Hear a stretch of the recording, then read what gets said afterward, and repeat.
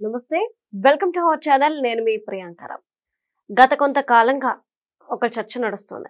అంటే తిరుమల తిరుపతి దేవస్థానంలో ఎవరైతే అన్యమతస్థుల ఉద్యోగులు ఉన్నారో వీళ్ళని తొలగించండి, హిందువులకు ఇవ్వండి, అప్పుడు మాత్రమే ఆ దేవస్థానం యొక్క అంతా బాగుపడుతుంది అని చెప్పేసి కొద్ది రోజులుగా భక్తుల దగ్గర నుండి అలానే ప్రజల నుండి వస్తున్న నినాదం.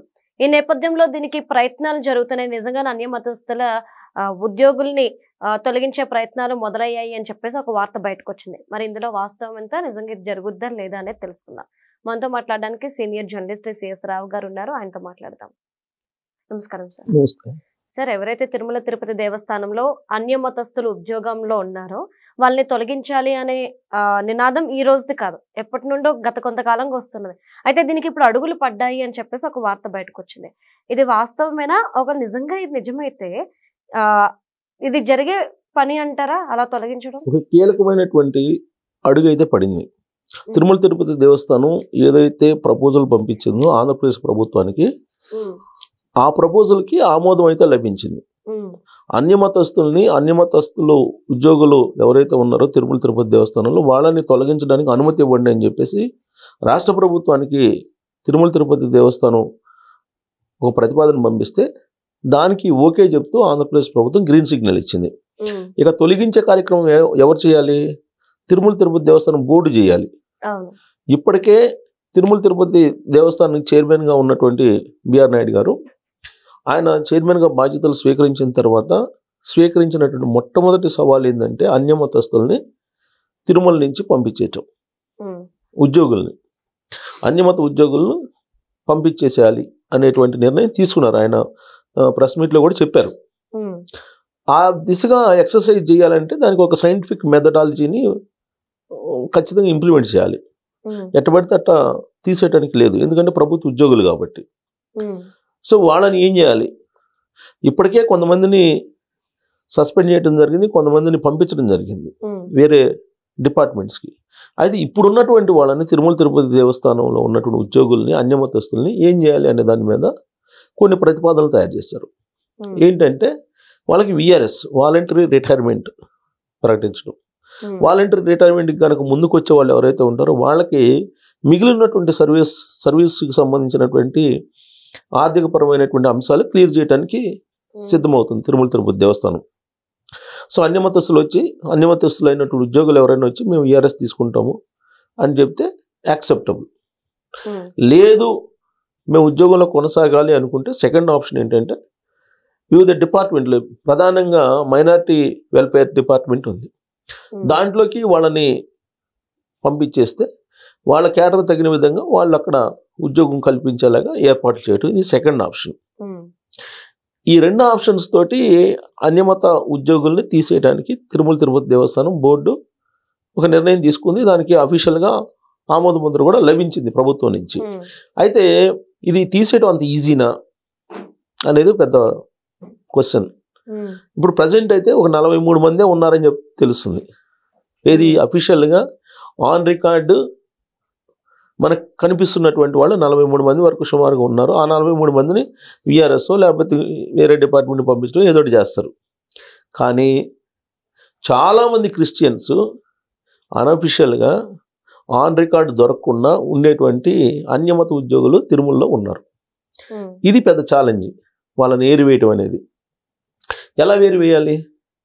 ఆన్ రికార్డులోనేమో వాళ్ళు హిందూ అని ఉంటుంది, క్రిస్టియన్ మతాన్ని పుచ్చుకొని ఉంటారు. మరి వాళ్ళని ఎలా ఐడెంటిఫై చేయాలి? బైబిల్, ఏదైనా బైబిల్ పట్టుకున్నా ఏది పట్టుకున్నా మీకు ప్రూవ్ అయితే చేయాలిగా.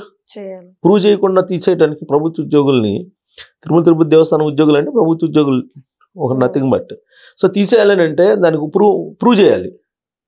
ప్రూవ్ చేయాలి అంటే దానికి ఒక సిస్టము, దానికి ఎంక్వైరీ వేయాలి, అదంతా కావాలి. అప్పుడు అన్యమత ఉద్యోగులను తీసేయాలి. కాకపోతే ఇప్పుడు అఫీషియల్గా 43 మందే కనిపిస్తున్నారు. మరి అన్అఫీషియల్గా ఉండేటువంటి వాళ్ళ సంగతి ఏంటి? అన్అఫీషియల్గా కొన్ని వందల మంది ఉన్నారంట అన్యమత ఉద్యోగులు తిరుమల తిరుపతి దేవస్థానంలో. వీళ్ళు ఐడెంటిఫై చేయాలంటే దానికి ఒక ప్రక్రియ ఉండాలి, సైంటిఫిక్ ప్రక్రియ. ఏంటంటే విజిలెన్స్కి అప్పచెప్పాలి అనుకుంటున్నారు. విజిలెన్స్ ఎంక్వైరీకి అప్పచెప్తే అప్పుడు వాళ్ళు ఏదైనా ఆధారాలు కనుక సేకరించగలిగి ప్రూవ్ చేయగలిగితే అప్పుడు అన్యమత ఉద్యోగుల్ని తీసేయటమా, విఆర్ఎస్లోకి పంపించడం, లేదంటే వెల్ఫేర్ డిపార్ట్మెంట్కి పంపించడం ఏదో చేస్తారు. కానీ ప్రూవ్ చేయడమే పెద్ద సవాల్ కదా. ఇప్పుడు అఫీషియల్గా ఉన్నది 43 మంది, మిగతా వాళ్ళని ఎలా ప్రూవ్ చేయాలి? విజిలెన్స్ ఎంక్వైరీ చేస్తారు. విజిలెన్స్ ఎంక్వైరీ చేసి ఎప్పటి లోపల వీళ్ళని ఐడెంటిఫై చేయాలి. మళ్ళీ వీళ్ళు కోర్టుకి వెళ్తారు. కోర్టులోకి వెళ్తే అది వెళ్ళి ఎంతకాలం ప్రొలాంగ్ అయితే అందరికీ తెలుసు.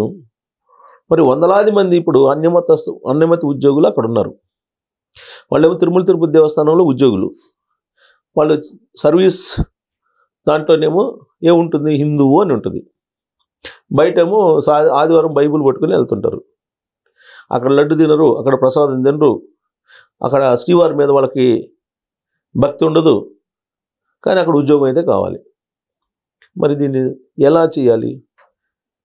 ఇప్పుడు కొన్ని వందల మంది ఉన్నారు. ఇప్పుడు మా మధ్యకాలంలో మా శిష్యులు ఉన్నారు అని చెప్పి ఒక మాజీ తిరుమల తిరుపతి దేవస్థానం చైర్మన్ అన్నారు. చిటుక్కుమన్న మాకు తెలిసిపోద్ది. మాకు కావాల్సినటువంటి వాళ్ళు, మా టీము దాదాపు 2500 మంది ఉన్నారు ఉద్యోగులు అక్కడ అని చెప్పారు. అంటే మా టీం అంటే ఏంటి? క్రిస్టియన్ టీమా? అంటే మాజీ చైర్మన్ చేసినటువంటి ప్రకటన చెప్తున్నా. ఆ గోవులు చనిపోయినప్పుడు మీకు ఎలా వచ్చింది ఇన్ఫర్మేషన్? ఇది ఇన్ఫర్మేషన్ అఫీషియల్ కాదు కదా అంటే, అఫీషియల్ ఇన్ఫర్మేషన్ నాకు ఉద్యోగుల నుంచి వచ్చింది. తిరుమల తిరుపతి దేవస్థానంలో మొత్తం చిటుకుమన్నా ఏం వల్ల ఏం జరిగినా నాకు తెలిసిపోతుంది, మొత్తం మా వాళ్ళు ఉన్నారు అన్నారు. ఆ మాట అన్న అతను క్రిస్టియన్ అని చెప్పేసి అంటారు. ఆయనే ఒకనొక సమయంలో వెంకటేశ్వర స్వామి ఉంది, రాతి బొమ్మ చెప్పు తీసుకుని కొడతాను నేను పోతే అని చెప్పి ఏదో మాట్లాడాడు. అది మాట్లాడటం కూడా అది ఆయన మాట్లాడింది రిపీట్ చేయడం కూడా తప్పే అని నేను అనుకుంటా. అందుకే చంపలేసుకుంటున్నా. అదే చెప్పేది, అందుకే చంపలేసుకుంటాం. సో అలాంటి మాటలు మాట్లాడినటువంటి ఆయన నా మనుషులు ఉన్నారని చెప్తున్నాడు. మళ్ళీ వాళ్ళందరినీ ఏరివేయటం అనేది ఒక పెద్ద ఛాలెంజ్, ఒక టాస్క్. అది కనుక చేయగలిగితే నిజంగా తిరుమల తిరుపతి దేవస్థానం బోర్డు ఏదైతే అనుకుంటుందో అది పూర్తవుతుంది లక్ష్యం. అటు కాకుండా ఏదో 43 మందిని విఆర్ఎస్లోకో లేకపోతే బదిలీ చేసినందువల్ల నెరవేరదు. కాకపోతే ఒక బృహత్తర కార్యక్రమాన్ని మాత్రం చైర్మన్ గారు తీసుకున్నారు.